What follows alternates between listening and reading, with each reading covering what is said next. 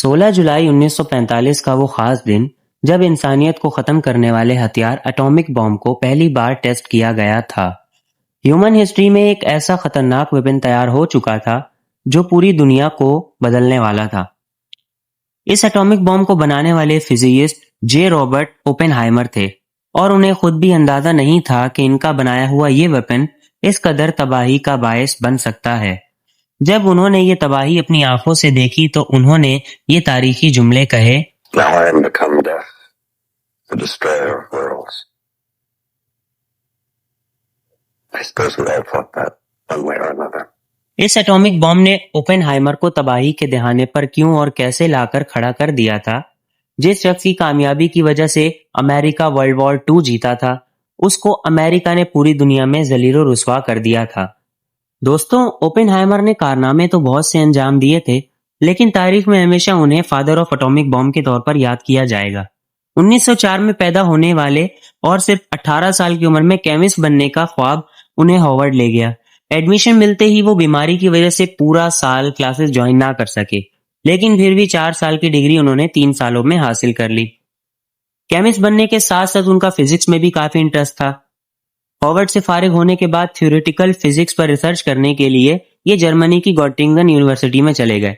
23 साल की एज में ये पीएचडी कंप्लीट कर चुके थे।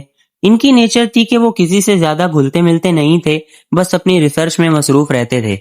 यहां तक कि इनका एटॉमिक बॉम्ब से दूर दूर तक कोई वास्ता नहीं था। लेकिन फिर यूरोप में हिटलर का राज शुरू हुआ और उसने चंद जर्मन साइंटिस्ट को दुनिया का सबसे पावरफुल वेपन बनाने का टास्क दिया। अब यहाँ एंट्री होती है अल्बर्ट आइंस्टाइन की।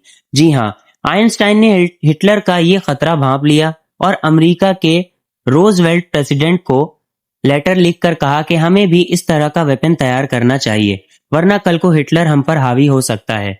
आइंस्टाइन का लेटर पढ़कर अमेरिकन प्रेसिडेंट ने फौरन एक्शन लिया और यूएस मिलिट्री को ऑर्डर दिया कि एटॉमिक बॉम्ब पर रिसर्च प्रोजेक्ट शुरू किया जाए। इस मशहूर जमाना प्रोजेक्ट को दुनिया मैनहट्टन के नाम से जानती है। खैर, अब होना तो ये चाहिए था कि प्रोजेक्ट मैनहट्टन के लिए आइंस्टाइन को चुना जाए, लेकिन ऐसा नहीं हुआ क्योंकि आइंस्टाइन का ताल्लुक जर्मनी से था। इसलिए यूएस आर्मी को यह शक था कि कहीं ये हिटलर के साथ मिलकर कोई चाल न चल रहा हो, और इसीलिए प्रोजेक्ट मैनहट्टन की सारी जिम्मेदारी ओपेनहाइमर के सुपुर्द कर दी गई। इस प्रोजेक्ट के लिए न्यू मैक्सिको में एक पूरा शहर बनाया गया जिसको लॉस एल्मोस कहा जाता है। 1945 के दौर में इस प्रोजेक्ट पर टोटल 2 अरब यूएस डॉलर का खर्चा किया गया था।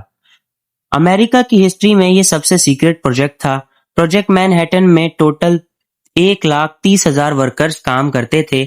इनमें साइंटिस्ट, टेक्नीशियंस, रिसर्चर्स और लोअर स्टाफ शामिल था। यहाँ कोई भी एक दूसरे को असली नाम से नहीं जानता था, सबको एक फेक आइडेंटिटी दी गई थी। और प्रोजेक्ट साइट का ये उसूल था कि अगर किसी की पहचान लीक हुई तो उसे सजा दी जाएगी। यहाँ लेटर्स आते थे, लेकिन फेक एड्रेस पर। वो एड्रेस था पीओ बॉक्स 1663 न्यू मैक्सिको। यहाँ की सिक्योरिटी को बहुत सख्त रखा गया था। एंट्री पास के बगैर ना कोई अंदर आ सकता था और ना एग्जिट पास के बगैर कोई बाहर जा सकता था। यहाँ तक कि लॉस एलमोस में पैदा होने वाले बच्चों के बर्थ सर्टिफिकेट पर भी नाम की जगह सिर्फ पीओ बॉक्स 1663 लिखा जाता था। यह सब इसलिए किया जा रहा था कि एटॉमिक बम से रिलेटेड कोई भी खबर बाहर ना जा सके। ओपेनहाइमर प्रोजेक्ट मैनहट्टन से पहले न्यूक्लियर फ्यूजन पर रिसर्च कर चुके थे। कुदरत में पाया जाने वाला सबसे भारी एलिमेंट यूरेनियम होता है।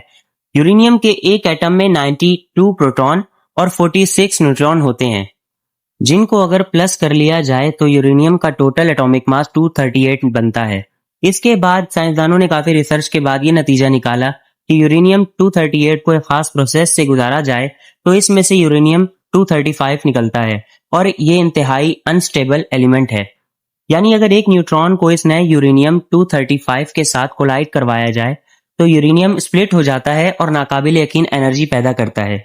स्प्लिट होते ही नए न्यूट्रॉन निकलते हैं जो दूसरे यूरेनियम 235 एटम से मिलते हैं और ये रिएक्शन बार बार रिपीट होता है।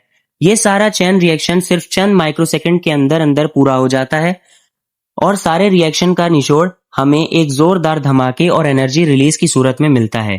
अगर एक न्यूक्लियर बॉम्ब को एक नॉर्मल टीएनटी बॉम्ब से कंपेयर किया जाए तो ये एक चूंटी को हाथी से मिलाने के बराबर होगा। आप सिर्फ इस बात से अंदाजा लगा लें कि 1 KG atomic bomb 3,500 KG TNT bomb के बराबर होता है। यानी एक लिटिल बॉय बॉम्ब जिसने पूरे नागासाकी की धज्जियां उड़ा दी थी, इतनी ही तबाही TNT बॉम्ब से करनी पड़ती तो हैरत अंगेज तौर पर अमेरिका को 1.5 लाख केजी वजनी TNT बॉम्ब गिराना पड़ता।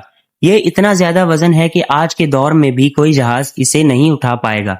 एटॉमिक बॉम्ब में यूरेनियम को इस्तेमाल करने का सबसे बड़ा नुकसान ये था कि यूरेनियम एक नेचुरल एलिमेंट है और जाहिर है कि ये एक लिमिटेड क्वांटिटी में ही माइन किया जा सकता है।